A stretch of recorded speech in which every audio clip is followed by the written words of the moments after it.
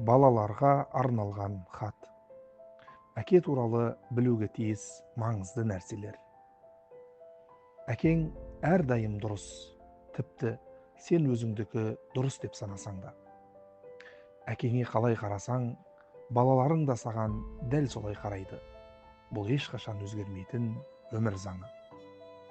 Әкеңді үздіксіз еңбек өлтірмейді, бірақ сенің жаман атағың, оқудағы сәтсіздігің және ауруың оның жанын қажытады.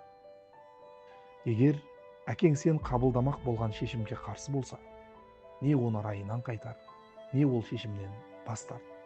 Әйтпесе ұтыласың. Оған қарсы шықпа.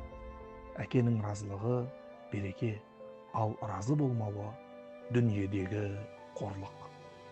Әкеңді ашуландырудан сақта. Әсіресе ашумен айтқан қарғысына абай бол. Әкенің дұғасы, яғни қарғысы қабыл болады. Ол ешқашан кері қайтпайды. Дұрыс болсаң да әкеңмен дауласпа. Егер белгілі бір мәселе бойынша әкеңнің қателескенін көрсең, оны өзгелердің алдында ұятқа қалдырма. Әкеңнің есебінен өзіңді дәлелдеуге тырыспа. Әкеңнің сенің достарың туралы сезімі 99% жағдайда шынайы әрі дұрыс болады. Бұл досыңнан алыста десе, алыста. Әке жүрегі қателеспейді. Әкеңе ешқашан өтірік айтпа. Қанша шебер өтірікші болсаң да, әкең сенің қашан өтірік айтатыныңды тіпті айтпай тұрып біледі. Өзгермейтін өлшем. Әке әрдайым шыншыл баласын жақсы көреді. Өзіне жақын ұстайды. Шыншыл болса, қателігін кешіреді.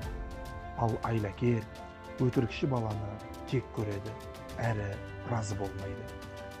Әкенің жүрегіне ең жақын бала, бауырларын үнемі қорғайтын, қиындықта оларды жалғыз қалдырмайтын бала. Сондықтан да бауырларыңа, аға-іні, әпке қарындасыңа қамқор бол. Сонда екі дүниенің бақытын табасың.